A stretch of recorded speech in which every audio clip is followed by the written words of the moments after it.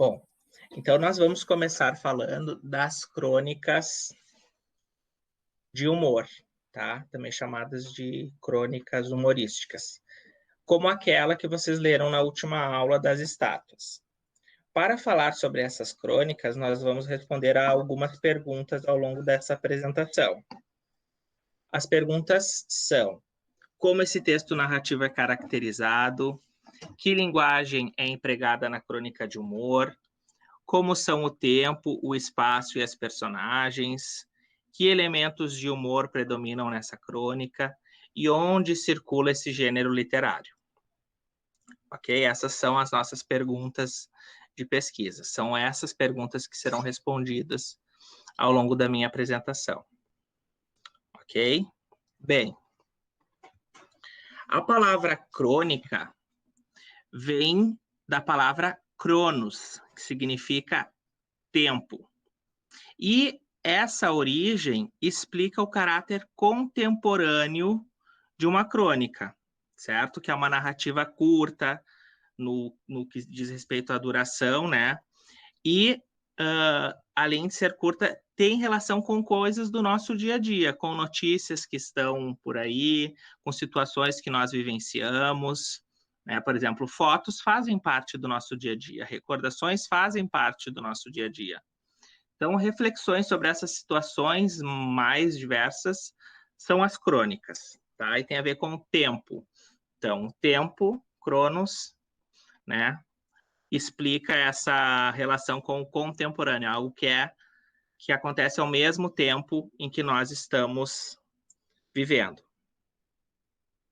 Bem, para quem não sabe, as crônicas surgiram no século XIX, na França, e naquela época, nos jornais havia uma parte, bem na parte de baixo, assim, das páginas, que se chamava folhetim. E ali, as pessoas, os escritores, divulgavam capítulos dos romances que escreviam, dos livros, né? Ou escreviam textos críticos e bem-humorados sobre as notícias mais discutidas.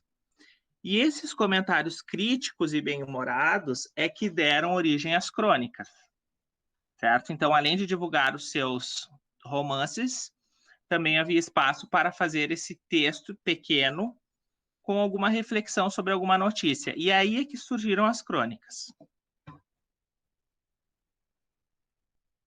Bom, lá no começo, então, as crônicas buscavam essa inspiração nas notícias que eram publicadas nos jornais, ok? E se caracterizavam, e ainda continuam se caracterizando, né, como um texto curto e despretensioso.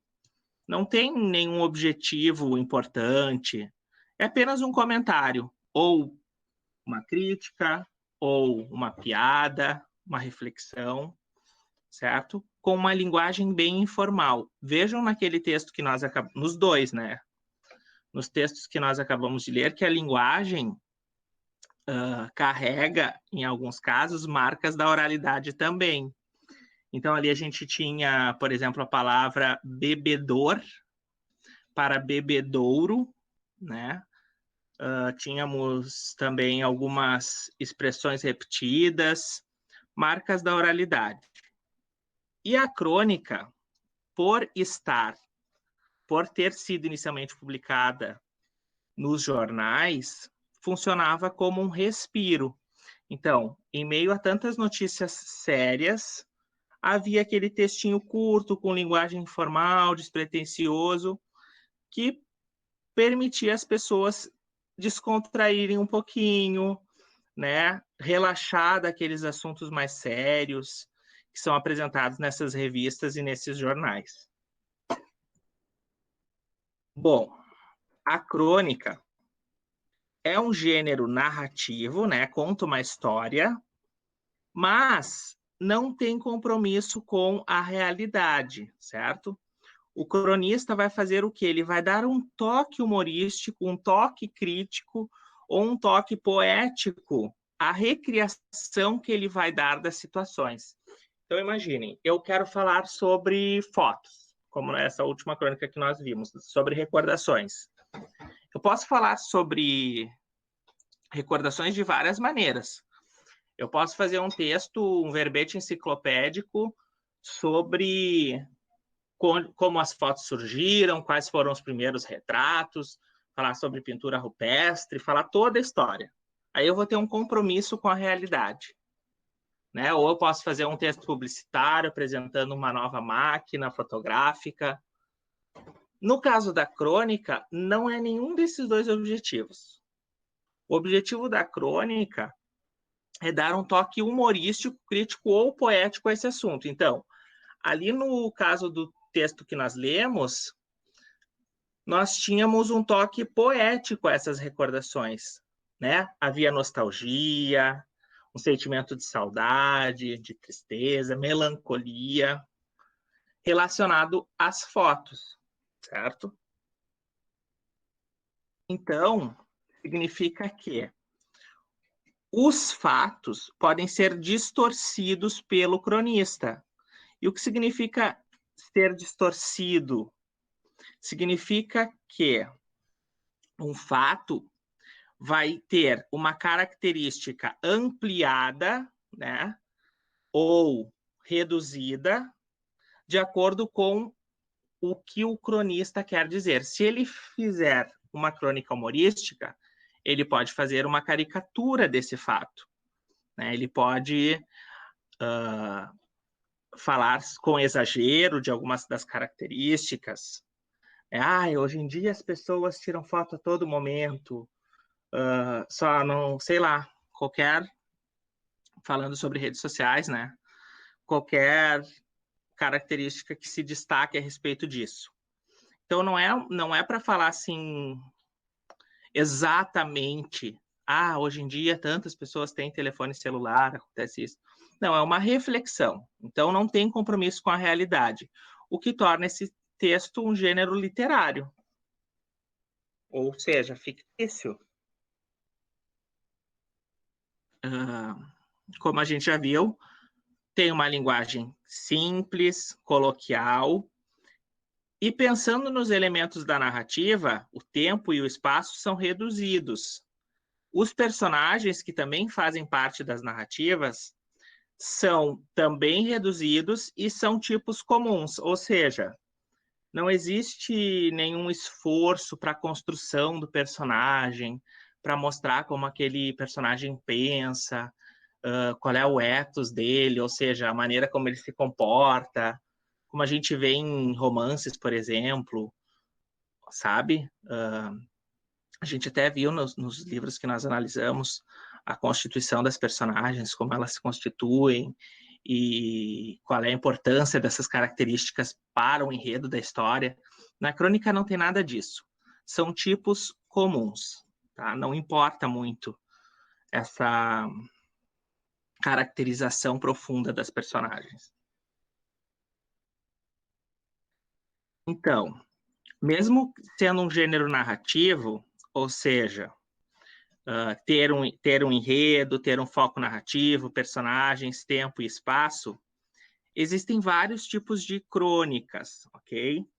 Existe a crônica lírica, né, ou poética, como a Recordação, aquela crônica que nós lemos agora há pouco. Existe a crônica jornalística, a crônica histórica e a crônica humorística, como a crônica estátua que vocês leram na aula passada. Bem, por falar na crônica estátua, vocês devem ter reparado que ela está estruturada de uma maneira diferente de um texto narrativo tradicional, né? Nós temos ali, sim, no enredo, uma situação inicial, que é uma conversa entre os poetas, certo? Mas essa situação inicial vai constituir uma reflexão a respeito dos monumentos, no geral, dos monumentos de poetas, naquele caso, né? E não um conflito, aquilo não é um problema que vai desencadear um clímax e um desfecho. Entenderam? Então, assim, a gente não tem aqueles elementos da narrativa, situação inicial, conflito, clímax e desfecho. Não, na crônica não. Embora seja um texto narrativo, o que a gente tem é um enredo que propõe uma reflexão e não uma sequência narrativa. Naquele texto especificamente, Estátuas, o desfecho é a fala final do turista, como se aquele fosse o fim da reflexão. Não tem a apresentação de uma solução para os problemas. São reflexões apenas. Então, dito isso, nós podemos responder aquelas perguntas que nós fizemos inicialmente. Como esse texto narrativo é caracterizado? Nós vimos que ele está ligado à vida cotidiana, com um enfoque irônico ou cômico dos fatos que apresenta. Vimos também que a linguagem é leve e informal, né? Pode ter, inclusive, marcas da oralidade.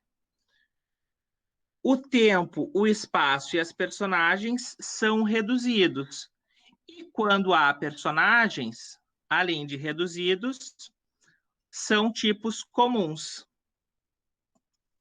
Percebemos também que os elementos de humor de uma crônica pode ser o exagero, como eu falei para vocês, além do sarcasmo, da surpresa e outros elementos que podem provocar humor, certo?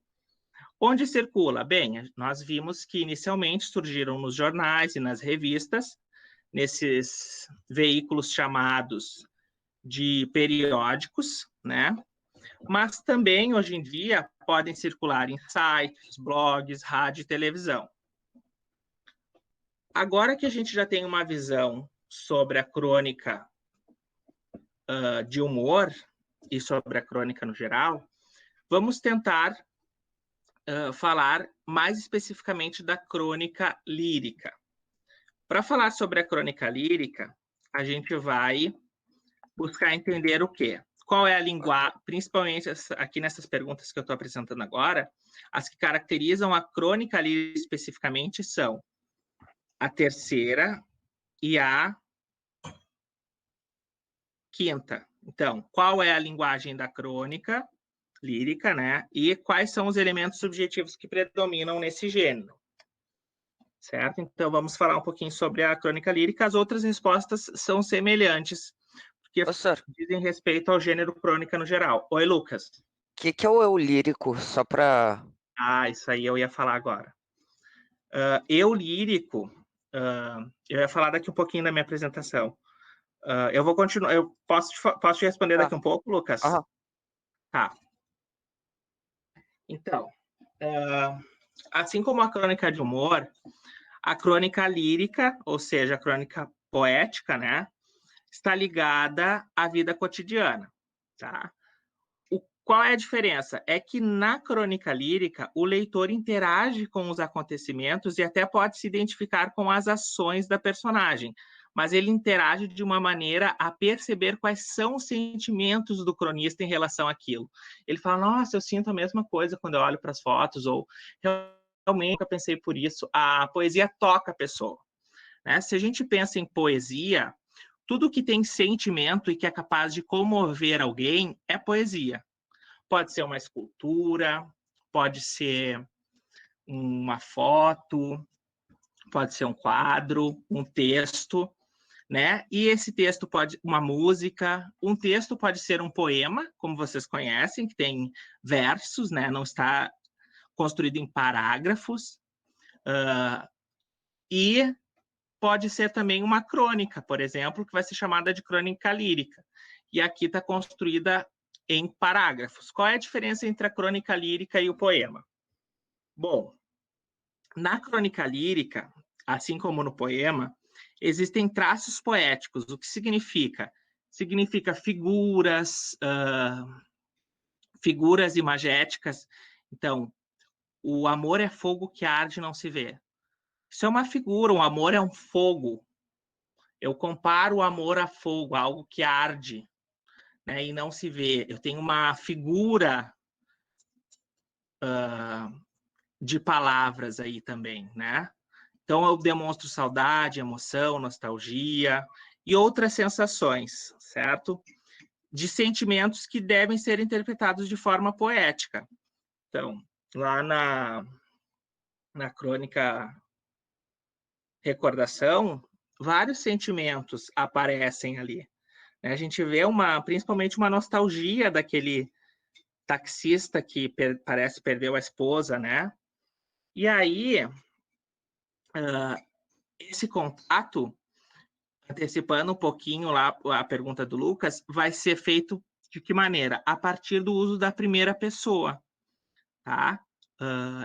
A subjetividade, ou seja, o que tem de individual no texto, que é subjetivo significa cada pessoa é de um jeito.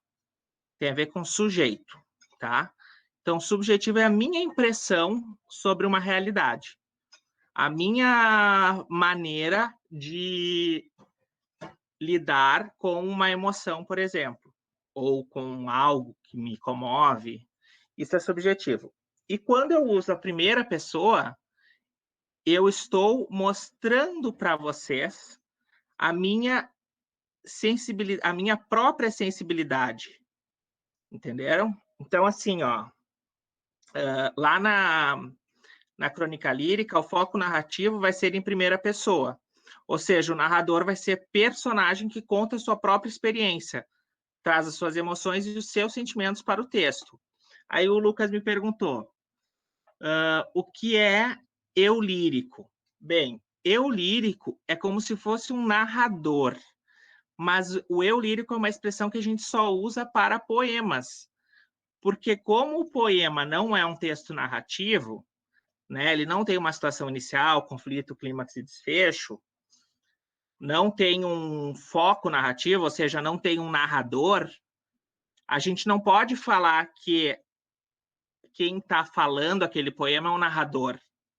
Aí a gente usa a expressão eu lírico. Eu lírico é um ser, é uma entidade do discurso, um ser textual, aquela pessoa que está contando aquele poema e que se difere do poeta. Então, se Fernando Pessoa tem um poema que é assim, o poeta é um fingidor, finge tão completamente que chega a fingir ser dor, a dor que deveras sente. O que ele está falando? Que ele, poeta, pode escrever qualquer coisa, inclusive sentimentos que ele não tem. Se ele escreve sentimentos que ele não tem, significa que o poema dele, o eu lírico que ele está colocando ali no poema, o narrador, entre aspas, é diferente do poeta. Então, o que é o eu lírico? É um narrador de um poema. E como uma crônica lírica não é um poema, ela tem um narrador, então ela não tem um eu lírico. E qual vai ser o narrador? Vai ser um narrador personagem, vai ser um narrador em primeira pessoa. Por que narrador em primeira pessoa? Porque assim ele pode expressar a sua subjetividade. Entenderam? O que ele tem de singular. Né? A maneira como ele se relaciona com as coisas do universo. Né? E como essas coisas o comovem, as emoções que proporcionam a esse narrador. Agora, então, respondendo as perguntas sobre o gênero crônica lírica.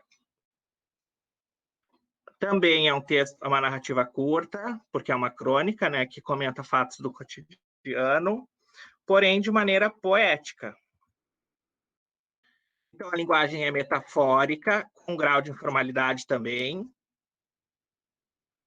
O tempo e o espaço também são reduzidos.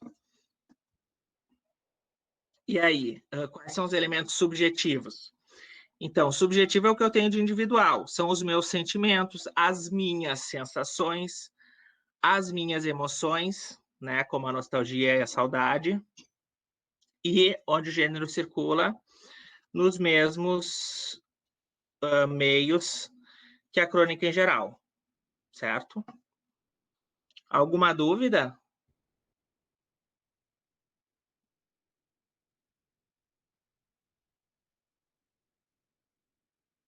Não? Vou parar nossa gravação, então. Acho que não.